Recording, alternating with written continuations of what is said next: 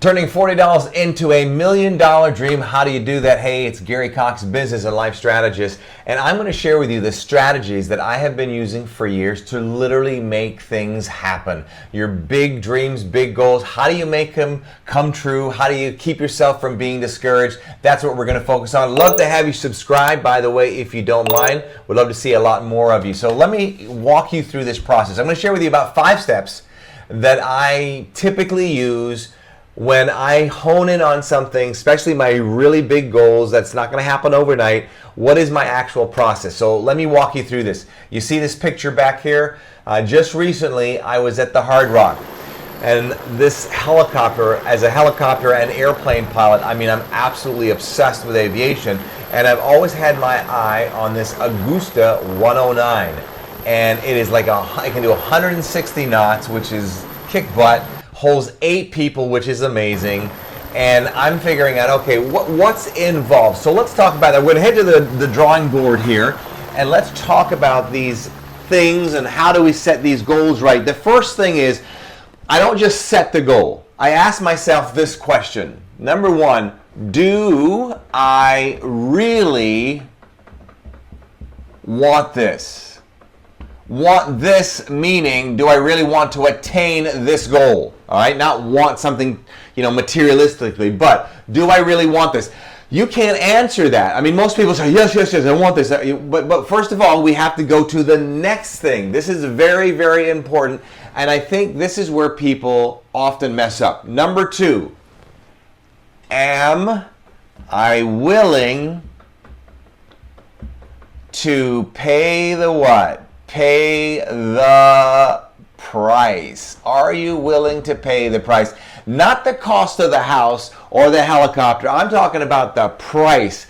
Maybe the mornings that you're not going to be able to sleep in. You're going to have to work late at night. Maybe you're going to have to move from your family. I don't know what it is, but before you set a goal, before you say you think you really want it, are you willing to pay the price? Now, there is no way for us to know if we're willing to pay the price unless we know what the what is. Unless we know what the price is. So you've got to figure out what is the price. Now, I'm not talking about the actual price of the helicopter. I'm talking about, okay, I'm going to have to come up with some different marketing strategies perhaps. Just recently, before I focused on this particular helicopter, I saw where I was financially. I just didn't like it. So I had to pay the price, which means where I chilled more, I'm now chilling a lot less. And I'm traveling a lot more. I've traveled more in the last, 2 months than I have probably maybe in 6 months or so. So these are things that you have to look at and look at it realistically. It's 4 things that you want to remember that usually you will think about in paying the price, but you'll underestimate it. It'll typically always cost you more time, money, energy, and effort. So do you honestly know how much time, money, energy, and effort? And if you understand those 4 things, then you write them down. Now you ask yourself, am I willing to pay the price? What if the answer is no? Do you give up? Not necessarily. When I say give up, do you just change the goal? No, not necessarily.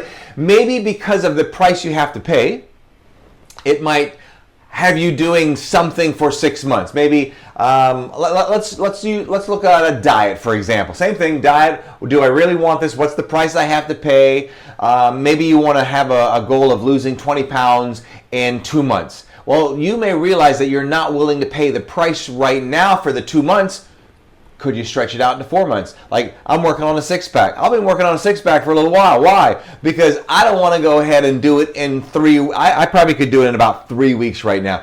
But I want to eat more. I'm sorry. So I might do it in 10 weeks or 3 months, whatever. You follow me? So just because you're not willing to pay the price right now, can you make an adjustment where you'd be more willing to pay the price? And if that all is no, this may not be the goal for you. So that's something you actually have to think about. Let's go to number 3. The next thing is, number 3, how can I justify it?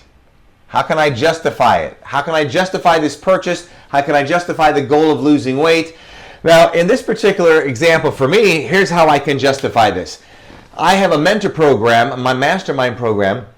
And on the mastermind program, you meet me in Florida, I take you in the jet, and I fly you personally to my sponsor, Sandals Resorts in the Bahamas. We spend an entire day coaching, going over your company, helping you figure out what maybe the blind spots are. We supply you with footage of you being in the jet. We do a police escort. Literally, the police shut down the traffic so we can whiz through the traffic at 80 miles an hour or more in a small island, which is pretty kind of cool. But I'm thinking, okay, why couldn't I do this in the helicopter? Plus, I can write it off if I purchase it as opposed to leasing it. Leasing would be the easy option to start off with, but we'll get to that in a moment. So there'd be depreciation. Then I could also use the jet and or the helicopter, or maybe I just want to do the helicopter for a while. I can use the jet to fly to my speaking engagements. All these things are things that I'm thinking about and how I can justify it. And I've been doing this for years with a jet, for decades, so doing this with a helicopter would be really no different. So I could make that happen. Let's go to number 4. Number 4, very, very important. This is where I think people give up on their dreams. Break it into chunks. Break it into chunks. All right, let me share with you my first chunk, and it cost me $40. This was it right here. This is it. I had the picture taken with the helicopter. This was just 2 nights ago. The very next morning, I had this made. All right, $40. I'm starting to feel things. This is kind of cool. You can start a goal. If you have a house that you want a really cool house, and this is not just to do with materialistic things. I'm just giving you the process, and this is something that I'm just, floating around with right now, okay? But if you want to have a really beautiful home, and you're not at that position yet, how much is it going to cost you to get a piece of paper and draw the home? Even though you're not a great artist, who cares? You just drew that home for next to nothing, right? It didn't cost you anything really other than your time. Then the next thing you could do is that you could hire an architect, or you could hire an intern who is an architect where it won't cost you as much, and have them start creating some plans, or have an artist draw out and sketch out a house for you. Then you can have a model made out of it. All this would not cost you $1 million for your house. I started this with $50 or $40, right? Now, that's one chunk, okay? We can go find another chunk. What would my next chunk be? My next chunk is, I've never flown this helicopter before. I may not even like it. I remember looking at a jet once, and I went into the jet, and I just didn't like it. I told the guy, there's no need to follow up. Just don't like it whatsoever. I may find out by going into this is all part of, do I really want this? If I have never flown it, maybe I don't really want it. I want to fly it, so that's going to cost me about $2,000-ish an hour, all right? It could be less, it could be more, depending on where it is, what it is, et cetera, et cetera. All right, so the next chunk I'm going to do is I'm going to spend X amount of thousands of dollars, and I'm going to go fly this helicopter. Then after that's done, what could be my next chunk? The next chunk in aviation is, I am not qualified to fly this helicopter. I have the experience and the time necessary, but the insurance companies, based on the FAA, I could take it tomorrow and fly it. But insurance companies, they're going to say, okay, in this particular model, which I've never flown, you're going to need to go to school. That school could cost me, I don't know, maybe $15,000, $20,000, and it's going to cost me, notice this extra cost, and notice I refer to it as a cost. It's going to cost me an extra 4 days of my life. I'm going to have to take about 3 to 4 days for training, and that's going to cost me. So that's the next chunk. And then the insurance company is going to require that I might have to fly with another pilot for about 25 hours. Well, that's going to cost me $30,000 to $50,000. But do you see how I'm doing this? Let's say I can't afford this tomorrow. Well, can I afford the $40 canvas print now? Well, I got that. Well, let's say I don't have $1,600. Well, can I save up? Or maybe I could get, hey, wait a minute, this helicopter holds 8 people. Maybe I could get 8 of my friends. It'd be less than that because you got to have the pilot, so it'd be me and 7 friends. Maybe I could get 7 friends, would be myself, so 6 friends, 6 times 3, we could all put in $300 a piece, have a blast, and now I'm getting excited. I call this a fix. Too often when you have big goals, you don't do things in chunks, and you have such a huge gap between where you're at now and where you want to be that you allow yourself time to get very, very depressed in that time. If you're doing little things that I call fixes, well, let's say I got the $300 from each person and I did that, and I don't see my business growing at all, but I have this goal, I really want to make the goal. I'll get those same 6 people. Hey, would you like to do this in 3 more months? And maybe we could fly to a restaurant somewhere. We could make a video op out of it. Something like that. You've got to be creative. You have to have the fix. You've got to get the fix in you. That gets the excitement in you. And then when you get a taste of it, your brain starts coming up with ideas and strategies on what it is that you need to do to make things happen. Maybe you have to make a massive shift in your business. Maybe you have to think bigger than you're thinking now to make something like this happen, right? Something to think about. All right, the next thing is, number 5, making it real. All right, you got to make it real and make it happen. Part of making it real and making it happen went in with the chunks. And this is what you do to see, feel, taste, touch it. Do everything you can to get excited about it.